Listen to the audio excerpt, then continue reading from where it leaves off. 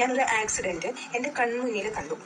ഞാൻ കോട്ടയം ലുലുവിൽ നിന്ന് വരുന്ന സമയത്ത് നമ്മുടെ സിദ്ധാർത്ഥ് എന്ന് പറഞ്ഞ നടൻ ഓടിച്ച കാറ് ഇടിച്ച് ഒരാൾ തെറിച്ച് പോയി വീണ് എൻ്റെ കണ്ണിന് മുന്നിലാണ് ഞാനിത് കണ്ടത്. അപ്പോൾ ഒരുപാട് നടന്മാരും നടികളും ഒക്കെ അതിനെ ന്യായീകരിച്ചുകൊണ്ടുള്ള വീഡിയോസ് ഒക്കെ കണ്ടു. It's okay. നിങ്ങളുടെ കൂടെ ജോലി ചെയ്യുന്ന ഒരാളെ ഇങ്ങനെ സംഭവം ഉണ്ടാക്കാം നിങ്ങൾ വിചാരിക്കുന്നത് എന്താണെന്നറിയോ? സാധാരണക്കാർ അല്ലാത്തത് കൊണ്ട് ഒരു സെലിബ്രിറ്റി ആയതുകൊണ്ട് സാധാരണക്കാർ അതിന് ഒരു കൈവയ്ക്കാൻ അവസരം കിട്ടിയപ്പോൾ ചെയ്യുന്നതാണ്. ഒരിക്കലല്ല കേട്ടോ, ഒരിക്കലുമല്ല. അങ്ങനെയൊന്നും അല്ല. ഇത് ഒരു ജെറ്റ് വരുന്ന പോലെയാണ് ഈ കാർ വന്നത്. ഇങ്ങനെ ഒരു കാറ് വരുന്നുണ്ട് എന്ന് പോലും നമുക്ക് മനസ്സിലാവില്ല. ഒരു സാധനം ഷൂന്ന് വന്നിട്ട് റോഡിന്റെ സൈഡിൽ കൂടി നടന്നു പോയ മനുഷ്യനെ ഇടിച്ച് തെറിപ്പിച്ചിട്ട് അയാൾ ഒരു ഹൈറ്റിൽ പോയിട്ട് നടുക്കൂടുള്ള ലൈനിന്റെ ഇപ്പുറത്ത് വീണിട്ട് രക്തത്തിൽ കുളിച്ചിട്ട് ഇങ്ങനെ വളഞ്ഞ് കിടക്കുകയാണ്. അത് കണ്ട ഞാൻ 2 ചെവി കുത്തി അല്ലറായിരുന്നു ഇപ്പുറത്തെ സൈഡിൽ. അപ്പോൾ ആ മനുഷ്യൻ കിടക്കുന്നതിന്റെ ഇപ്പുറ സൈഡിൽ മൊത്തം ബ്ലഡ്. അവിടുന്ന് ഒരു വെയിറ്റിംഗ് ഷെഡിന്റെ സൈഡ് ഭാഗം കൂടി ഇടിച്ചിട്ടാണ്. ആ വെയിറ്റിംഗ് ഷെഡിൽ ഒരു മനുഷ്യൻ ഇപ്പോൾ അയാൾ ചാടി, അതുകൊണ്ട് അയാൾ രക്ഷപ്പെട്ടു. വെയിറ്റിംഗ് ഷെഡിന്റെ സൈഡിലൂടെ ഇടിച്ചിട്ടാണ് ഈ കാർ പോയി നിൽക്കുന്നത്. പക്ഷേ അപ്പോൾ ചില ആൾക്കാർ കൂടി വന്നു. ആൾക്കാർ ഇവനെ പിടിക്കാനല്ല പോയിട്ടുള്ളത്, ഈ മനുഷ്യനെ തന്നെയാണ് എല്ലാവരും നോക്കിയിട്ട് ആൾക്കാർ തൊടാൻ തന്നെ ഭയം. നമുക്ക് പിടിച്ചെണ്ണയിപ്പിക്കാൻ പറ്റുന്ന ഒരു അവസ്ഥയൊന്നും അല്ല. ഒരു ചെറിയ അപകടമോ അല്ലെ ഇടിച്ചിട്ട് വീഴുവോ അങ്ങനെയൊന്നും അല്ല സംഭവം. അയാൾക്ക് തക്കതായ അപകടം സംഭവിച്ചിട്ടുണ്ട്. കാരണം അയാളുടെ ബാക്കിലാണ് ഇടിച്ചിരിക്കുന്നത്. ഇടിച്ചിട്ടാണ് ഈ ഹൈറ്റിൽ പോയിട്ട് ഈ താഴെ വന്നിരിക്കുന്നത്. നിങ്ങളൊന്ന് ഇമാജിൻ ചെയ്തേ, നിങ്ങളുടെ അച്ഛൻ ജോലി കഴിഞ്ഞിട്ട് വീട്ടിലേക്ക് സാധനം വാങ്ങിക്കാൻ പോകുമ്പോൾ അല്ലെങ്കിൽ നിങ്ങളുടെ ഭർത്താവിന് ഈ ഒരു അവസ്ഥ ഉണ്ടായാൽ നിങ്ങൾ സഹിക്കുമോ? അപ്പോൾ ഇവൻ കാറിൽ നിന്ന് ഇറങ്ങിയ ആളോ മാനിന്ന് നിൽക്കാൻ കൂടി വയ്യ. നിൽക്കല്ല, അവൻ ആരാണെന്ന് തന്നെ അവന് ബോധമില്ല. അവൻ മദ്യപിച്ചിട്ടുണ്ടെങ്കിൽ ഒന്ന് ചെയ്യേണ്ടത് അവന്റെ വീട്ടിലിരിക്കണം. ഇവൻ മദ്യപിച്ച് ഡ്രൈവ് ചെയ്തിട്ടുണ്ടെങ്കിൽ അവൻ മുന്നോട്ട് പോകാൻ പറ്റുന്നില്ലെന്നാണ് എവിടെയെങ്കിലും നിർത്തണം. അല്ലെ അവന്റെ ഫ്രണ്ട്സിനെ കോൾ ചെയ്ത് വെക്കണം. എന്തൊക്കെ ഓപ്ഷൻ ഉണ്ട്? പോട്ടെ, ഇവൻ ഇടിച്ചൊരാൾക്ക് ഇത്രയും വലിയൊരു അവസ്ഥ കിടക്കുകയാണ്. ഇവൻ എന്താ ചെയ്യേണ്ടത്? ആൾ കൂടുന്നു എന്ന് പറഞ്ഞാൽ അറ്റ്ലീസ്റ്റ് സോറി, എനിക്ക് പറ്റിപ്പോയി, നമുക്ക് എന്താ വെച്ചാൽ വേഗം ഹോസ്പിറ്റലിൽ കൊണ്ടു അങ്ങനെ പറയുന്നത്. അവൻ അവിടെ കാണിക്കുന്ന ഷോ, അവന് വൈകുന്ന വീഴുന്ന വാക്കുകൾ, അവൻ ആൾക്കാരെ തൊഴിക്കാൻ ചെല്ലുന്നു. അപ്പൊ പിന്നെ ആൾക്കാർ കൈ കെട്ടി നോക്കിക്കണം. സീരിയൽ നടന്നല്ല സെലിബ്രിറ്റി ആണെന്ന് പറഞ്ഞുകൊണ്ട് എന്ത് വേണം? അവനെ എന്താ ചെയ്യേണ്ടത്? അങ്ങനെ ചെയ്തത് തെറ്റായി പോയിന്ന് തോന്നാനായിട്ട് ആളിന് വല്ല ബോധം വേണ്ടേ? അപ്പം നടൻ മദ്യപിച്ച് ഒരാളെ ഇടിച്ച് പരിക്കേൽപ്പിച്ച ആ ഒരു വിവരം എല്ലാവരും അറിഞ്ഞതാണ്. അപ്പം അതിനെ ന്യായീകരിച്ച് മെഴുകി ജിഷിൻ മോഹനും ഭാര്യയും കൂടി കുറേ വീഡിയോ അടുപ്പിച്ചിടുന്നുണ്ട്. അപ്പം ഈ സിദ്ധാർത്ഥിന്റെ വീഡിയോ കണ്ടിട്ടാണ് ആദ്യം ജിഷൻ മോഹൻ ആ ഒരു വീഡിയോ പങ്കുവച്ചിട്ടുള്ളത്. ഇങ്ങനെയൊക്കെ ചെയ്യാമോ? ആരാണ് നിങ്ങൾക്ക് അധികാരം തന്നത്? ഇങ്ങനെയൊക്കെയാണോ പെരുമാറുന്നത് എന്നൊക്കെ പറഞ്ഞിട്ട് ജിഷിൻ മോഹൻ ഒരു വീഡിയോ ഇട്ടിട്ടുണ്ടായിരുന്നു.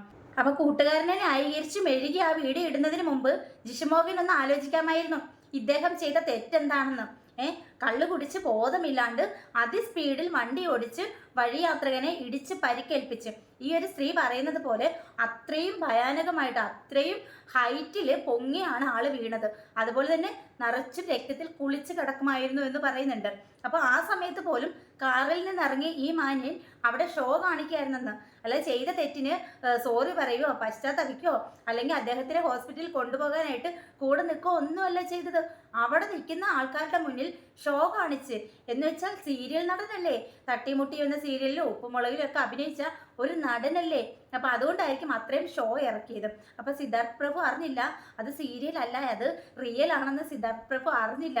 ചിലപ്പോൾ സീരിയലിലാണെന്ന് ആളങ്ങ് വിചാരിച്ചിട്ടുണ്ടാവും ഷോ ഇറക്കാൻ വേണ്ടിയിട്ട്. അപ്പൊ അതുകൊണ്ട് കാണിച്ചു കൂട്ടി ആ ഒരു ഷോയ്ക്കായിരിക്കും നാട്ടുകാർ ആ രീതിയിൽ പ്രതികരിച്ചിട്ടുണ്ടാവുക.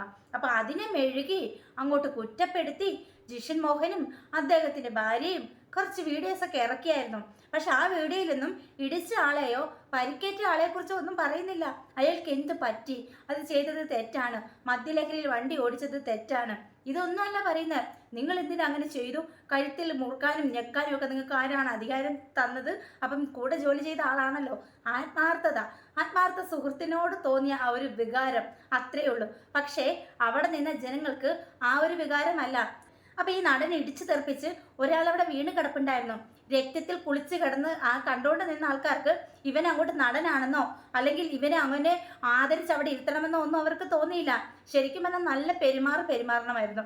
അതാണ് വേണ്ടത്. 1-2 സീരിയലൊക്കെ അങ്ങോട്ട് തല കാണിച്ചു കഴിയുമ്പോഴത്തേക്ക് ഞാൻ എന്തോ ഭാവമാണ്, ഞാൻ എന്തോ സംഭവമാണ് എന്നൊക്കെ പറയുന്ന ആ ഒരു തോന്നലുണ്ടല്ലോ, അത് ഈ നാട്ടുകാരങ്ങ് മാറ്റിത്തരും. അപ്പൊ അതിനെതിരെ കിടന്ന് കുറച്ചിട്ട് കാര്യമില്ല. ഇവിടെ ഈ നടന്റെ ഇമേജിനെക്കാട്ടിലും ഏറ്റവും വലുത് ഈ നടൻ ഇടിച്ച് പരിക്കേൽപ്പിച്ച് രക്തത്തിൽ കുളിച്ചു കിടന്ന ആ സാധു മനുഷ്യന്റെ ജീവൻ തന്നെയാണ്. അവിടെ നടൻ എന്നോ നായകൻ എന്നോ എന്നൊന്നും ഇല്ല. ബിഗ് ബോസിൽ പോയപ്പോഴത്തേക്ക് ജിഷിൻ മോഹൻ പറയുന്നുണ്ടായിരുന്നു, ഞാൻ ലഹരിക്ക് അടിമയായിരുന്നു, എനിക്ക് രണ്ടാമത് ഈ ഭാര്യ എന്റെ ജീവിതത്തിലേക്ക് വന്നതിന് ശേഷമാണ് എന്നിൽ മാറ്റമുണ്ടായത് എന്നൊക്കെ പറയുന്നുണ്ടായിരുന്നു.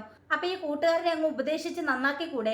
അതിന് പകരം കൂട്ടുകാരൻ ചെയ്ത തെറ്റിനെ ന്യായീകരിക്കുകയാണോ? സോഷ്യൽ മീഡിയ വന്ന് മെഴുകുകയാണോ നാട്ടുകാരെ കുറ്റം പറയാനായിട്ട്? ഇത് നിങ്ങളുടെ സീരിയലോ സിനിമയോ ഒന്നുമല്ല, അഭിനയമൊന്നുമല്ല, ഇത് റിയൽ ആണ്. അപ്പം ഇവിടെ ഇങ്ങനത്തെയൊക്കെ ചെറ്റത്തരം കാണിച്ചു കഴിഞ്ഞാൽ നാട്ടുകാരുടെ അടുത്ത് കൈകാര്യം ചെയ്യും. ഇതിനെക്കാട്ടിലും അപ്പുറം ചിലപ്പോൾ പെരുമാറിയെന്നും ഇരിക്കും.